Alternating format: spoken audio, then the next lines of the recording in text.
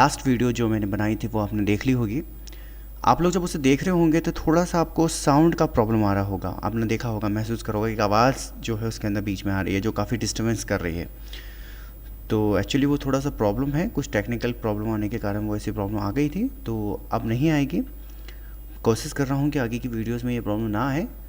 और आप बहुत अच्छे से देख रहे हैं, मैं देख रहा हूँ, महसूस कर रहा हूँ कि आप लोग बड़ी अच्छी तरीके से मेहनत कर रहे हैं और देख रहे हैं वीडियोज़ को। और आगे भी आप ऐसे ही देखते रहें जिससे कि आप लोगों को एग्ज़ाम में प्रॉब्लम ना आए। तो चलिए आज की क्लास स्टार्ट करते हैं। आज की क्लास है हमारे टेली के अंदर बैंक से रिलेटिव। बैंक से रिलेटिव का मतलब है कि आज हम जो लेन देन करेंगे वो बैंक ट्रांजैक्शन होगा।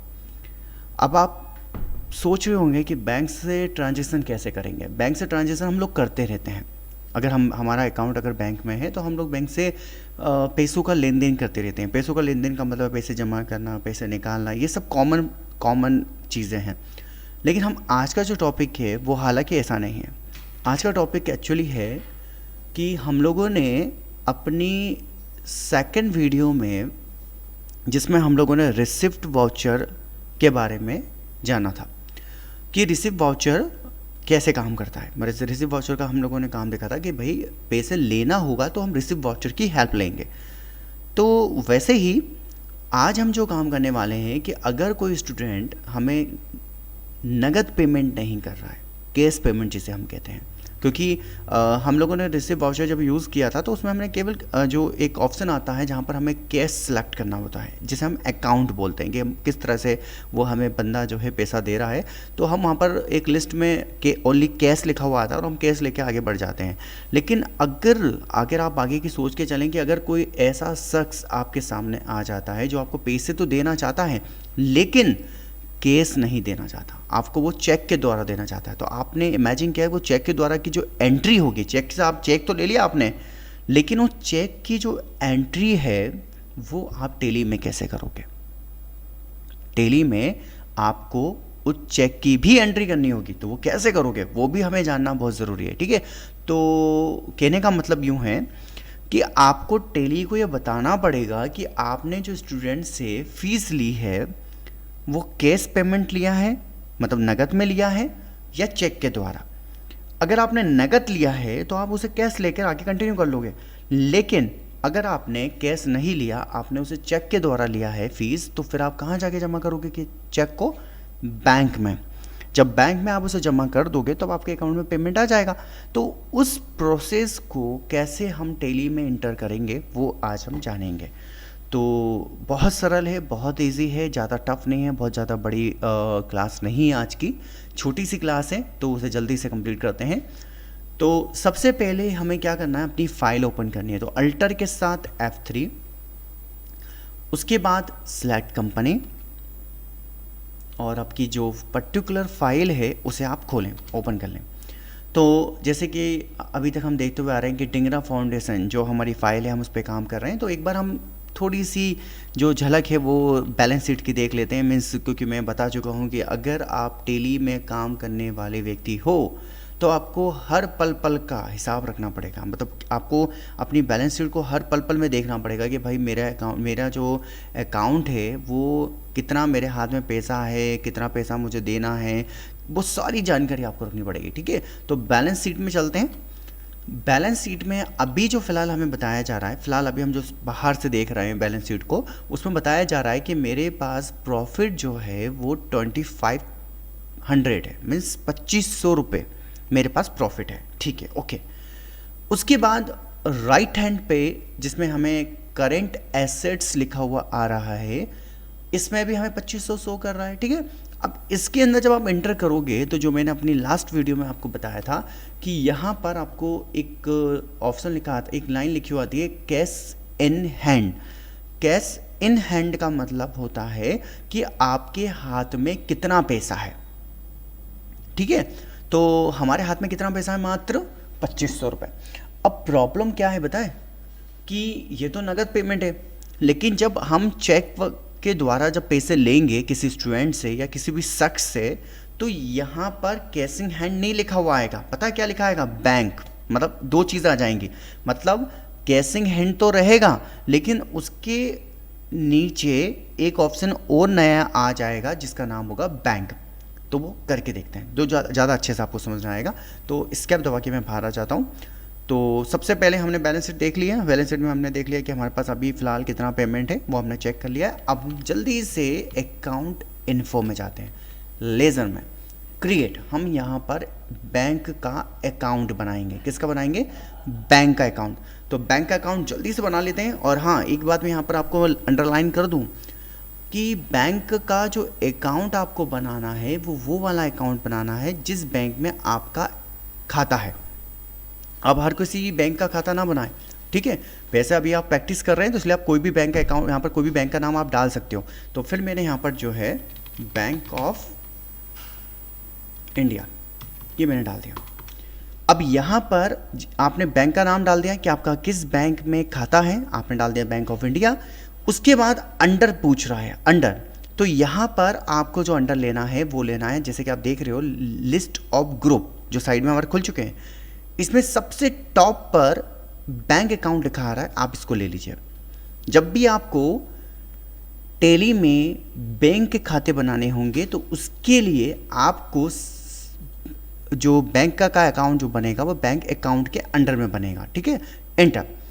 अब यहाँ पर जैसे कि आप देख रहे हो स्क्रीन पे, जैसे ही मैंने बैंक लिया तो यहाँ पर बैंक अकाउंट डिटेल आ गई, जो हमसे पूछ रहा है कि भाई ये बैंक अकाउंट किसका है, मतलब अकाउंट होल्डर नेम तो किसके नाम से है, उसका नाम डाल दो। यहाँ पर अकाउंट नंबर, उसका अकाउंट नंबर डाल दीजिए आप। यहाँ पर IFSC कोड डाल दीजिए। सारी जानकारी जो आपसे मांगी जा रही है आपकी पासबुक पे मिल जाती है। अगर आप देना चाहें तो दे सकते हैं।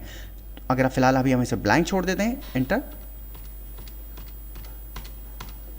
एंटर, और ये आपको एक्सेप्ट करना है। जितने भी बैंक अकाउंट आपके हैं उन सारे अकाउंट यहाँ पर आप लेज़र के अंदर क्रिएट कर लें, जितने भी हैं। उसके बाद जैसे सारे अकाउंट आपके क्रिएट हो जाएं उसके बाद आप एस्केप दबा के लेज़र से बाहर निकल जाएं, ठीक है। अब क्या काम करना है हमें? बैंक खाते हमारे बन चुके हैं। अब हमें ट्रांजैक्शन पे वर्क करना है, हमें फीस लेनी है। तो उसके लिए हमें जाना होगा ट्रांजैक्शन ऑप्शन के अंदर, जिसमें हमें किस में जाना है? Accounting voucher. आई थिंक अब मुझे लगता है कि मुझे ये बारी बातें बताने की ज़रूरत नहीं है, क्योंकि आपने पिछली वीडियोस में सारी चीज़ें देख ली होंगी, लेकिन नहीं समझ में आ रहा है तो आप पूछ सकते हैं मुझसे। अकाउंटिंग वाउचर के अंदर जाना है हमें, क्योंकि अब हमें पैसों का लेन देन करना है। अब यहाँ पर मैं एक बात और बता दूँ, जो लोग काफ़ी कंफ्यूज थोड़ा हो जाते हैं, आज के टॉपिक में ना हमें स्टूडेंट का खाता बनाना है, वो आपकी मर्जी है। अगर आपके बहुत ज़्यादा स्टूडेंट नहीं हैं और आप चाहते हैं कि भाई मैं कुछ नए स्टूडेंट्स के नाम एंटर करना चाहता हूँ लेज़र के अंदर, तो आप कर सकते हैं, कोई दिक्कत वाली बात नहीं है। मतलब आज का बहुत सीधा सा टॉपिक है। मतलब आपने अगर मेरी सारी पिछली वीडियोस के थ्रू अगर आप प्रैक्टिस कर रहे हैं तो ऑलमोस्ट आज आपको केवल और केवल बैंक का खाता लेज़र में क्रिएट करना होगा, जो आप लोग बहुत ईजीली कर लेंगे। उसके बाद अब आपको यहाँ पर लेज़र से बाहर आने के बाद अब आपको क्योंकि पैसों का लेन देन करना है तो वो आपको मिलेगा ट्रांजैक्शन के अंदर। किस में जाना है आपको? Accounting voucher, enter. अब यहाँ पर आपको क्या करना है? कुछ याद आ रहा है? पिछली वीडियोस में कुछ हमने बताया था। आज हमारा काम क्या है? पेमेंट लेने का। तो यहाँ पर कौन सा वाउचर अभी सिलेक्टेड है? जनरल वाउचर, जो हमने अभी तक नहीं सीखा है। तो अभी हमें जो ज़रूरत है वो कौन से वाउचर की ज़रूरत है? रिसिप्ट वाउचर की। इसकी शॉर्टकट की है F6। तो मैंने रिसिप्ट पे क्लिक कर दिया। अब रिसिप्ट पे क्लिक करने के बाद यहाँ पर आप देख लीजिए रिसिप्ट लिखा आ गया है।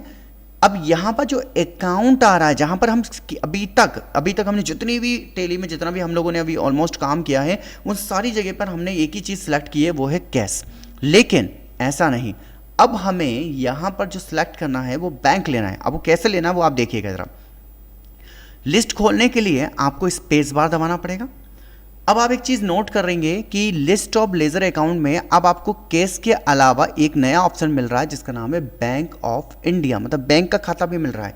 तो अगर कोई स्टूडेंट या कोई भी व्यक्ति आपको नगद पैसा ना देते हुए आपको चेक के द्वारा पैसा दे रहा है और आप उसकी एंट्री टेली में करना चाहते हैं, तो उसके लिए सबसे पहले आपको लेज़र में जाकर क्या करना होगा? बैंक का खाता बनाना पड़ेगा। और बैंक को किसके अंडर में डालना है? बैंक अकाउंट के अंडर में। तो यहाँ पर जो अकाउंट है उसमें आपको कैश की जगह क्या सेलेक्ट करना है? बैंक, क्योंकि आज का टॉपिक हमारा बैंक से रिलेटेड है। एंटर। और यहाँ पर बैंक ऑफ इंडिया जो हमारा बैंक है उसके नीचे करंट बैलेंस लिखा आ रहा है जो बिल्कुल ज़ीरो है, क्योंकि अभी तक हमने कोई भी बैंक से रिलेटेड कोई वर्क नहीं किया है। अब यहाँ पर पर्टिकुलर लिखा हुआ आ रहा है जो बिल्कुल, अब एक चीज़ आप यहाँ पर नोट कर लें कि बिल्कुल वैसे का वैसे ही काम है सारा का सारा, बस फ़र्क इतना सा है कि यहाँ पर आपने केस ना लेते हुए किसको ले लिया है, बैंक को ले लिया है। अब यहाँ पर पर्टिकुलर में आपको स्पेस बार दबाना है और स्पेस बार दबाने के बाद आप देखेंगे वो सारे स्टूडेंट्स के नाम आ चुके हैं। तो मैं यहाँ पर कोई भी स्टूडेंट ले लेता हूँ, जैसे मैंने राम ले लिया, इंटर। अब यहाँ पर अमाउंट मुझसे पूछा जा रहा है कि भाई अमाउंट कितना पे कर रहा है वो, तो मैंने बोला कि 2000 रुपये मैंने, ठीक है, इंटर इंटर इंटर। जैसे मैंने लास्ट में आया तो मेरे से कुछ पूछ रहा है टेली कि बैंक के बारे में कि ट्रांजैक्शन टाइप क्या है आपका, मतलब आपको जो 2000 रुपये दिए जा रहे हैं वो, क्योंकि बैंक से रिलेटिव अगर हम बात कर रहे हैं तो डीडी भी बनता है। बहुत सारे ऑप्शंस हैं बैंक से रिलेटिव आज की तारीख में। तो हालांकि हम देखें तो एप्लीकेशंस भी अवेलेबल हैं मोबाइल के अंदर कि अगर फीस पे करनी है तो भाई एप्लीकेशंस के द्वारा हम पे कर सकते हैं, फ़ोन पे है, पेटीएम से है, और इस आज की तारीख में तो बहुत ऑप्शंस हैं। लेकिन अगर हमें जो सबसे कॉमन जो हम लोग ज़्यादातर तरीका अपनाते हैं बिज़नेस के अंदर जो पेमेंट देने की बात करें तो हम चेक का ज़्यादा प्रयोग करते हैं। तो यहाँ पर वही चीज़ आपसे मांग रहा है कि भाई चेक या डीडी किसके द्वारा आपने 2000 दिए हैं, तो ऑफ कोर्स दोनों में से कोई एक चीज़ होगी, आपने सिलेक्ट कर रखा है, इंटर।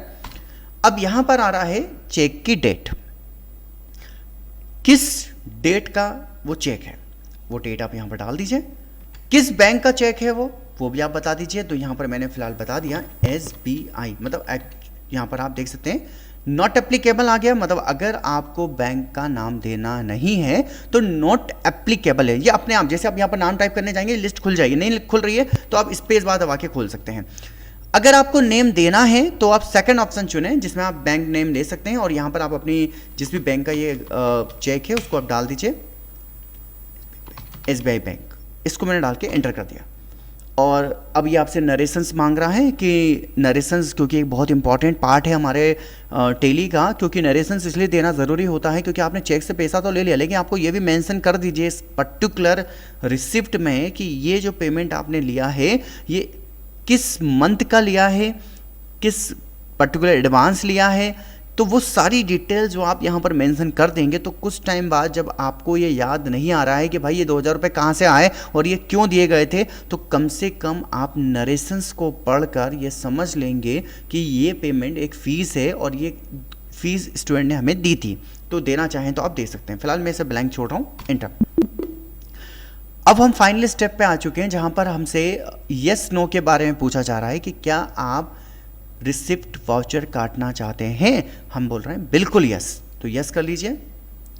और आप देख सकते हैं कि मेरा जो रिसिप्ट वाउचर है वो रिसिप्ट नंबर कितना हो गया, 3 की जगह 4 हो गया, मतलब इसका मतलब है कि मेरा रिसिप्ट वाउचर कट चुका है। अब मुझे एक बार बैलेंस शीट चेक करनी होगी, तो मैं इससे एस्केप दबा के बाहर आ जाता हूँ। एस्केप दबाने के बाद आपको करना क्या है कि आपको बैलेंस शीट में जाना है, एक बार चेक करना है। ये बात मैं आप लोगों को सभी को बता रहा हूँ, जितना भी मैं काम आपको डेली बताऊंगा मतलब क्लास में, वो आपको हमेशा करने के बाद बैलेंस शीट चेक करनी है या करने से पहले भी एक बार बैलेंस शीट चेक करनी है। बैलेंस शीट में गए तो यहाँ पर हमारा जो 2500 अमाउंट था वो अब हो गया 4500 रुपये, क्योंकि जब आप 2500 में 2000 ऐड करोगे तो कितना अमाउंट हो जाएगा, 4500। उसके बाद अब हम आते हैं करेंट एसेट्स में। करंट एसेट्स में आने के बाद इंटर जैसे आप करोगे तो यहाँ पर अब की बार आपको 2 ऑप्शंस मिलेंगे कि आपको बताया जा रहा है, टेली आपको बता रहा है आपकी नॉलेज के लिए कि आपके हाथ में तो नगद जो पैसा है वो तो 2500 रुपये है, लेकिन आपके बैंक खाते में 2000 रुपये रखे हुए हैं, तो टोटल अमाउंट कितना हो गया 4500 रुपये। लेकिन ये 4500 रुपये जो अमाउंट हमें शो किया जा रहा है ये नगद नहीं है हमारे पास केवल नगद में कितना अमाउंट है 2500 रुपये। तो लीजिए आज हमने एक नई चीज़ सीख ली कि बैंक के को भी हमने यहाँ पर मेंटेन कर लिया कि बैंक में हमारा अमाउंट कितना रखा हुआ है वो भी यहाँ पर हमें शो हो गया, ठीक है। तो ये चीज़ रिसिप्ट वाउचर क्लियर हो गया आप लोगों को। अब हम पेमेंट वाउचर को समझते हैं। अब हमें कुछ किसी को पेमेंट करना है, जैसे कि सैलरी देनी है हमें। आज आपको सभी को पता होगा कि आजकल जो सैलरीज होती हैं वो सारे बैंक अकाउंट्स के अंदर आती हैं, या कोई जो संस्था होती है वो या कोई कंपनी होती है, आपको चेक के द्वारा जो है आपको चेक दे दिया जाता है और आप जाके अपने खाते में लगा लें। तो अब मैं यहाँ पर पेमेंट देना सिखा रहा हूँ आपको। तो पेमेंट वाउचर पे मैंने क्लिक करा, अब वही का वही सेम रिपीट करना है, सेम टू सेम रिपीट करना है। जहाँ पर आप अकाउंट में कैश ले रहे थे, इसकी जगह आपको क्या लेना है, बैंक स्पेस बैंक। और जैसे कि अभी हमें पता चल रहा है कि हमारे बैंक खाते में मात्र 2,000 रुपये रखे हैं, तो इसका मतलब है कि जिसको भी हम पेमेंट दे रहे हैं केवल आप 2,000 रुपये के अंदर ही उसे पेमेंट कर सकते हैं, इससे ज़्यादा नहीं कर सकते हैं। पर्टिकुलर के अंदर स्पेस बार दबाइए, किसको क्या देना चाहते हैं आप देख लीजिए। तो यहाँ पर मान लीजिए कि मुझे टेलीफोन बिल जमा करना है, एंटर। टेलीफोन बिल 500 रुपये आया है और एंटर।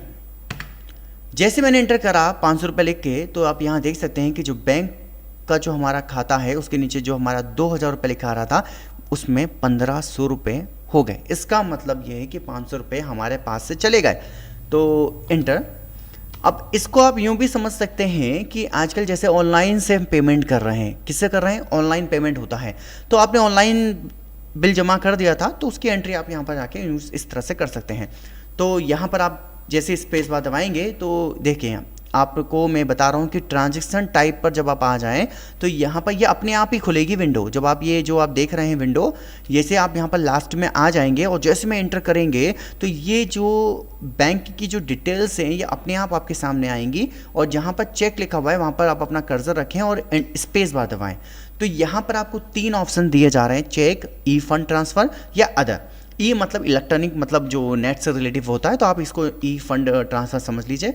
और अगर आपको ई नहीं लेना है तो अदर भी ले सकते हैं, जिसमें आपकी सारी चीज़ें आ जाती हैं, चाहे वो आपका इंटरनेट से मतलब मोबाइल से आपने पेमेंट करा हो या डीडी से करा हो, चेक से करा हो। आई थिंक ऑलमोस्ट जितनी भी प्रोसेस होती हैं पेमेंट ट्रांसफ़र करने की या देने की, वो आप यहाँ पर अदर में सारी चीज़ें काउंट हो जाएंगी। लेकिन फ़िलहाल मैं ई फंड ट्रांसफ़र देखूँगा, क्योंकि हमने जो टेलीफोन बिल जमा करा है, फॉर एग्जांपल अगर आपने मोबाइल के पेटीएम से करा है या फ़ोन पे से करा है या किसी एप्लीकेशन के थ्रू करा है, तो आप यहाँ पर ई फंड को चूज़ कर सकते हैं। तो ई फंड मैंने ले लिया है और देन उसके बाद आप यहाँ पर ये सारी डिटेल्स आपको डालनी है। तो आपकी मर्जी है कि अकाउंट का नाम और चीज़ें, लेकिन एक्चुअली मेरे हिसाब से ज़्यादा बेटर होगा कि आप यहाँ पर अदर को चूज़ करके चलें, जिसमें 2 बेनिफिट होगा कि यहाँ पर आपसे वो सारी डिटेल्स नहीं मांगेगा।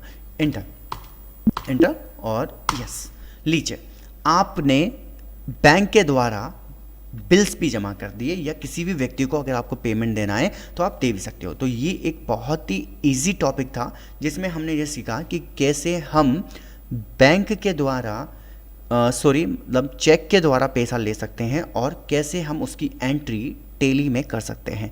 तो मैं एक बार जल्दी से आपको रिपीट कर देता हूँ। सबसे पहला काम क्या होगा, फाइल खोलिए। फाइल खोलने के बाद अकाउंट इन्फो में जाइए, लेज़र में जाइए और लेज़र में जाके आप एक खाता क्रिएट करिए बैंक का। तो यहाँ पर मैं डाल देता हूँ जल्दी से बैंक ऑफ बड़ौदा, ये मेरा बैंक है जिसमें मेरा खाता है। उसके बाद यहाँ पर अंडर में आपको सबसे पहले नंबर पे क्या लिखा रहा है, बैंक अकाउंट, जिसको आप चूज़ कर लीजिए। उसके बाद अगर आपको अपनी बैंक की डिटेल्स डालनी है तो डाल सकते हैं, वरना आप इसे ब्लैंक भी छोड़ सकते हैं।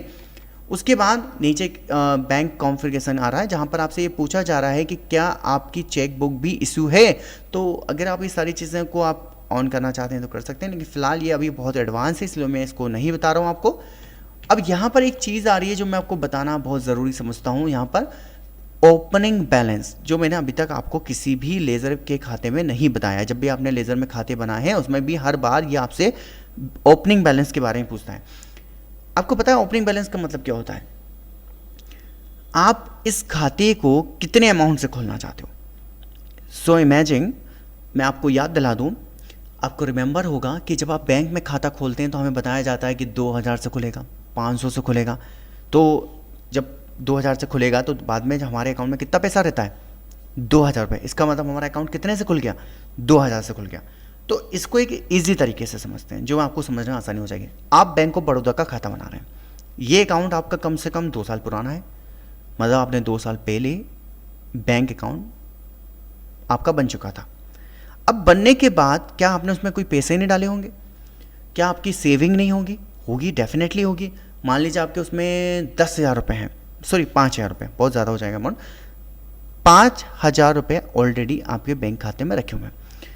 अब आप बाद में 2 साल बाद में आप यहाँ पर अकाउंट बना रहे हैं टेली में, क्योंकि चलो यार अकाउंट मेंटेन कर लें, तो जब आपसे ये क्या पूछ रहा है कि क्या आपके अकाउंट में पुराना कोई अमाउंट है, अगर है तो यहाँ पर वो अमाउंट टाइप कर दीजिए। जैसे कि मेरा बैंक में जो पहले से जो अमाउंट रखा हुआ है वो कितना रखा हुआ है, 5,000 रुपये। इससे होगा क्या, अब जब नया पेमेंट जब आएगा तो वो इसी 5 के अंदर जुड़ता चला जाएगा और आपको एक सही अमाउंट की डिटेल मिलती रहेगी। नहीं तो होगा क्या कि टेली बताएगा कि आपके अकाउंट में मात्र 2500 रुपये रहेंगे, लेकिन ये तो रॉन्ग डिटेल्स होगी, क्योंकि ऑलरेडी आपके पहले से आपके पास 5,000 रुपये रखे हैं। तो 5 के अंदर जब 2500 इंक्लूड होगा तो कितना होगा, 7,500 रुपये। लेकिन क्योंकि आपने उसको ओपनिंग बैलेंस की डिटेल नहीं दी थी तो इसलिए वो आपको रॉन्ग डिटेल दे रहा है, गलत डिटेल दे रहा है। ठीक है, तो आपकी मर्जी है, क्या आप यहाँ पर ओपनिंग बैलेंस देना चाहते हैं या नहीं देना चाहते हैं। एंटर, मैंने फिलहाल दे दिया है, एंटर एंटर यस। अब आप, मैं इससे बाहर निकल चुका हूँ और जैसे कि मुझे किसी से पेमेंट लेना है तो पेमेंट लेने के लिए मुझे जाना होगा अकाउंटिंग वाउचर के अंदर और रिसिप्ट वाउचर मुझे यहाँ पर सिलेक्ट करना होगा। अब अकाउंट में जब मैं स्पेस बार दबाऊंगा तो अब की बार मेरे पास 3 ऑप्शंस आ रहे हैं, क्योंकि हमने केस तो हमें पहले से मिल रहा था। Bank account, bank of India हमने जस्ट अभी बनाया था और उसके बाद एक और हमने बना दिया बैंक ऑफ बड़ौदा। तो जैसे मैंने बैंक ऑफ बड़ौदा लिया कि हमने सोचा, जैसे स्टूडेंट ने हमें फ़ीस दी चेक के द्वारा, तो हमने सोचा यार कि बैंक ऑफ बड़ौदा में जमा कर देते हैं, बैंक ऑफ इंडिया की जगह बैंक ऑफ बड़ौदा में जाके चेक को दे आते हैं, क्योंकि उसमें पेमेंट भी कम है और समथिंग हमें लग रहा है कि उसमें सेविंग हो जाएगी, बार बार निकालना नहीं पड़ेगा। तो आपकी मर्जी है, आप किसी भी बैंक में जाकर अपना चेक जमा कर सकते हो, वो आपकी चॉइस है। एंटर। और आपने एक चीज़ नोट की, करेंट बैलेंस हमारा कितना आ रहा है, 5,000 रुपये। इसका मतलब है कि हमने जब बैंक का खाता बनाया था तो वहाँ पर हमने अपना ओपनिंग बैलेंस कितना डाला था, 5,000 रुपये, जो हमारे बैंक में ऑलरेडी पहले से रखे हुए थे। इस पे इस बार पर्टिकुलर में आके अब मैं प्रिया से फ़ीस ले रहा हूँ। मैंने यहाँ पर फ़ीस ले ली है 2,000 रुपये। एंटर। और आप देख सकते हैं कि ऊपर 5,000 के अंदर 2,000 इंक्लूड होने के बाद कितना अमाउंट हो गया, 7,000 रुपये। तो देखा आपने कि अगर अब हमें पूरी एकदम करेक्ट डिटेल्स मिल रही हैं कि हमारे पास अकाउंट में कितना पैसा रखा हुआ है, 7,000 रुपये। वरना अगर हम यहाँ पर 2,000 लिख, मतलब हमने बैंक का खाता बनाया ज़रूर होता, लेकिन हमने उसमें ओपनिंग बैलेंस की डिटेल नहीं डाली होती तो हमें एक रॉन्ग डिटेल मिलती बैंक की तरफ से, मतलब हमें टेली जो है वो गलत इंफॉर्मेशन देता, क्योंकि हमारे अकाउंट में तो 7,000 रुपये रखे हो लेकिन वो बताएगा कितना, 2,000 रुपये। इंटर और इंटर और यस, लीजिए। अब आप जाके एक बार बैलेंस शीट अपना चेक कर सकते हैं। और करेंट एसेट्स, अब यहाँ पर बैंक अकाउंट, अब बैंक अकाउंट के अंदर 2 बैंक के नाम आ चुके हैं क्योंकि आपके 2 खाते हो चुके हैं। तो बैंक ऑफ बड़ौदा में आपके 7,000 रुपये रखे हुए हैं, बैंक ऑफ इंडिया के अंदर आपके 1,500 रुपये रखे हुए हैं। तो लीजिए, आज का टॉपिक बहुत ईजी था, बहुत ही सरल था जो आपने देखा। और अगर कोई भी प्रॉब्लम होती है, कोई भी इंफॉर्मेशन अगर आपको लगता है कि कुछ समझने में प्रॉब्लम आई, तो आप बिल्कुल मुझे मैसेज के द्वारा पूछ सकते हैं। तो आज के लिए क्लास में इतना ही। बाकी नेक्स्ट वीडियो में, नेक्स्ट क्लास में हम सीखेंगे कि बैंक में से पैसा बैंक में कैसे ट्रांसफ़र किया जाता है, एक बैंक से दूसरी बैंक में पैसा कैसे ट्रांसफ़र किया जाता है, वो हम अपनी अगली क्लास में सीखेंगे। तो आज के लिए इतना ही। Thank you.